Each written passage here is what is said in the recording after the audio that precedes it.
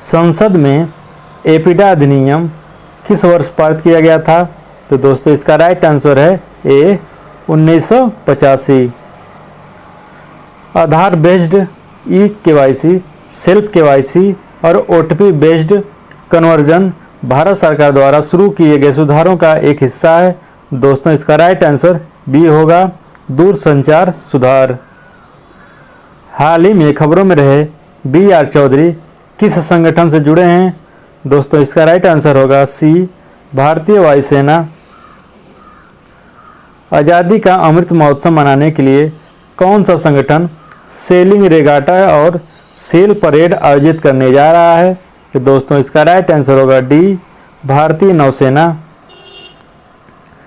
UGC के सहयोग से किस मंत्रालय ने ensuring inclusive governance making every person matter विषय पर एक वेबिनार का आयोजन किया है? दोस्तों इसका राइट आंसर होगा ए, शिक्षा मंत्रालय। किस राज्य में बड़े राज्य श्रेणी में FSSAI का राज्य खाद्य सूचकांक 2020-21 जीता है? दोस्तों इसका राइट आंसर होगा ए, गुजरात ने। हाल ही में जारी ICC महिला बल्लेबाजी रैंकिंग में किसने शीर्ष स्थान हासिल किया है? दोस्तों इसका राइट आंसर होगा सी, मिताली राज। हाल ही में अगले वायुसेना अध्यक्ष के रूप में किसे नियुक्त किया गया है? तो दोस्तों इस प्रश्न का राइट आंसर होगा ए, बी.आर. चौधरी। किसने building urban planning capacity India report जारी की है? तो दोस्तों इस प्रश्न का राइट आंसर होगा बी, नीति आयोग ने। 73वें एमी पुरस्कार 2021 में उत्कृष्ट ड्रामा सीरीज का अवार्ड किसे मिला है? इसका राइट आंसर होगा ए, द क्राउन को। हाल ही में OECD ने वित्त वर्ष 2022 में भारत की एक विकास दर कितने प्रतिशत रहने का अनुमान लगाया है? तो दोस्तों इसका राइट आंसर होगा डी, 9.7%। CBSE NCERT पाठ्यक्रम में बदलाव के लिए हाल ही में गठित 12 सदस्यीय समिति के अध्यक्ष कौन हैं? दोस्तों इस प्रश्न का राइट आंसर ए है, कस्तूरी रंगन।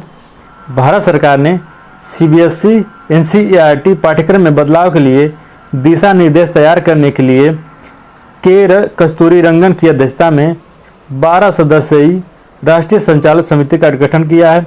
इस समिति का कार्यकाल 3 वर्ष का होगा। खबरों में रही तंगानिका झील कितने देशों द्वारा साझा की जाती है? दोस्तों इसका राइट आंसर डी होगा, 4 देशों से। अफ्रीका में स्थित तंगानिका झील तंजानिया, कांगो लोकतांत्रिक गणराज्य, बुरुंडी, जाम्बिया नामक 4 देशों द्वारा साझा की जाती है। यह दुनिया की दूसरी सबसे गहरी, दूसरे सबसे पुरानी और सबसे लंबी मीठे पानी की झील है। यह झील हाल ही में खबरों में है क्योंकि बच्चों के लिए एक स्वतंत्र संगठन सेव द चिल्ड्रेन ने कहा है कि जलवायु झटके के कारण तंगानिका झील के महत्वपूर्ण उदय से बुरुंडी में 84% आंतरिक प्रवास हुआ है। बुरुंडी में लगातार लोग इसी झील के किनारे रहते हैं। हाल ही में किस राज्य ने धार्मिक संरचना संरक्षण विधेयक 2021 पारित किया है? दोस्तों इस प्रश्न का राइट आंसर होगा बी, कर्नाटक ने। कर्नाटक विधानसभा ने हाल ही में धार्मिक संरचना संरक्षण विधेयक 2021 पारित किया है। इस विधेयक को राज्य के मुख्यमंत्री बवराज बोम्मई ने सार्वजनिक स्थलों पर धार्मिक निर्माण की रक्षा के उद्देश्य से पेश किया है।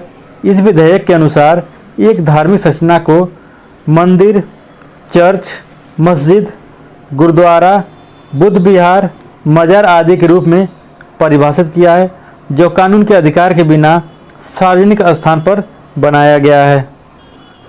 ओडिशा वन विभाग ने पशु मानव संघर्ष को खत्म करने के लिए किस जानवर पर रेडियो कॉलर लगाने का प्रस्ताव रखा है? दोस्तों इस प्रश्न का राइट आंसर होगा ए हाथी।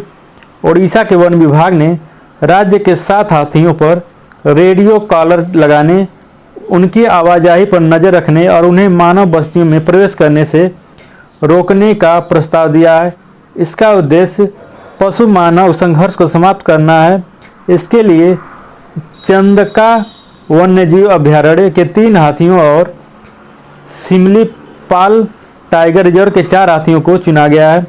इस डिवाइस में जीपीएस डिवाइस लगा है और लोकेशन को रियल टाइम ट्रैक किया जा सकता है।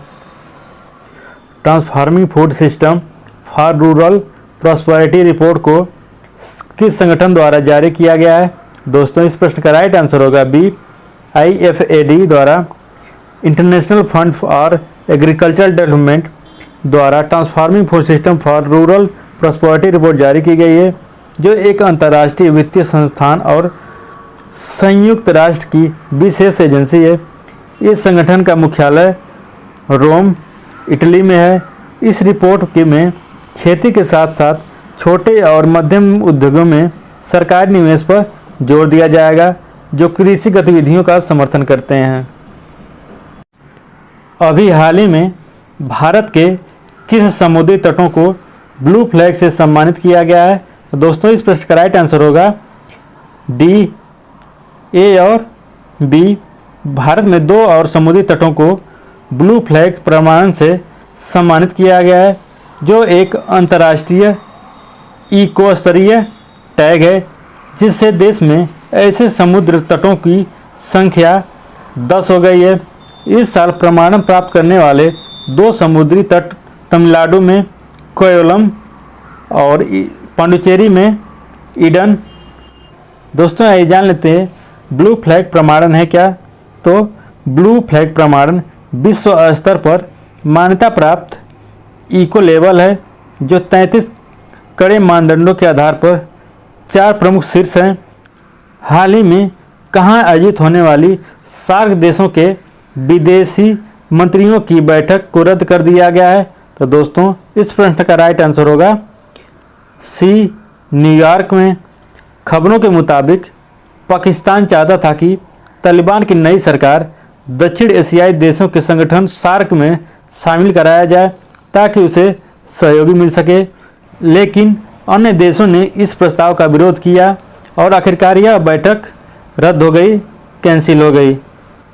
हाल ही में किस देश ने IPL के प्रसारण पर प्रतिबंध लगा दिया है? तो दोस्तों, इसका राइट आंसर होगा ए, अफगानिस्तान पर। हिमालयन फिल्म फेस्टिवल 2021 का पहला संस्करण कहाँ आयोजित किया जाएगा? दोस्तों, इस प्रश्न का राइट आंसर होगा सी, लद्दाख में।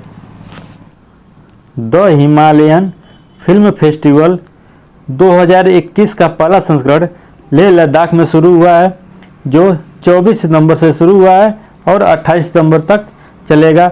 फिल्म फेस्टिवल में स्थानीय फिल्म निर्माताओं की सक्रिय भागीदारी होगी और 12 हिमालयी राज्यों और केंद्रशासित प्रदेशों से प्रतिभा का प्रदर्शन होगा। महोत्सव के दौरान हिमालयी राज्यों में जैसे असम, सिक्किम, मणिपुर, मिजोरम, त्रिपुरा, मेघालय, नागालैंड, उत्तराखंड, अरुणाचल प्रदेश, हिमाचल प्रदेश और लद्दाख की लोकप्रिय फिल्मों के अलावा भारतीय पैनोरमा चयनित फिल्मों का प्रदर्शन किया जाएगा। हाल ही में किस राज्य के चाय गांव में एक चाय पार्क स्थापित किया गया है? दोस्तों, इस प्रश्न का राइट आंसर होगा डी, असम में। असम कामरूप जिले के चाय गांव में एक चाय पार्क स्थापित कर रहा है। इस चाय बागान में एक छत के नीचे रेल और बंदरगाह कनेक्टिविटी, कार्गो और गोदाम सुविधाएं, चाय पीसने, सम्मिश्रण, पैकिंग और अन्य उपयोगिता सेवाएं जैसी प्रसंस्करण सुविधाएं होंगी। किस राज्य सरकार ने इलेक्ट्रॉनिक पार्क स्थापित करने की घोषणा की है? तो दोस्तों, इस प्रश्न का राइट आंसर होगा ए, उत्तर प्रदेश सरकार ने। मोबाइल फ़ोन, टीवी और अन्य इलेक्ट्रॉनिक उपकरणों और सहायक सामग्री का निर्माण करने वाली राष्ट्रीय और अंतर्राष्ट्रीय कंपनियां पार्क में अपनी इकाइयां स्थापित करेंगी।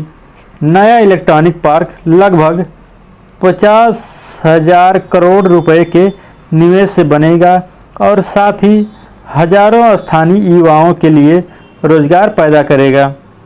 नॉर्वे शतरंज ओपन 2021 का खिताब किसने जीता है?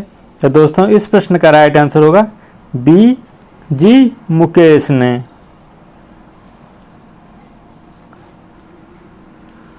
हाल ही में 2021 का चेंज मेकर अवार्ड किसे मिला है? दोस्तों इस प्रश्न का राइट आंसर होगा सी फैरोज फैजा बियर को। Bill and Melinda Gates foundation द्वारा अच्छे स्वास्थ्य और कल्याण को बढ़ावा देने वाले उनके काम के लिए बांग्लादेश की फैरोज फैजा बियर को 2021 का चेंज मेकर अवार्ड के लिए चुना गया है। यह पुरस्कार उस व्यक्ति को सम्मानित करता है जिसने व्यक्तिगत अनुभव या नेतृत्व की स्थिति में परिवर्तन को प्रेरित किया है। चेंज मेकर अवार्ड संयुक्त राष्ट्र के सतत विकास लक्ष्यों को प्राप्त करने की दिशा में प्रगति में तेजी लाने के लिए bill and Melinda Gates foundation द्वारा स्थापित गोलकीपर ग्लोबल गोल्स अवार्ड का हिस्सा है।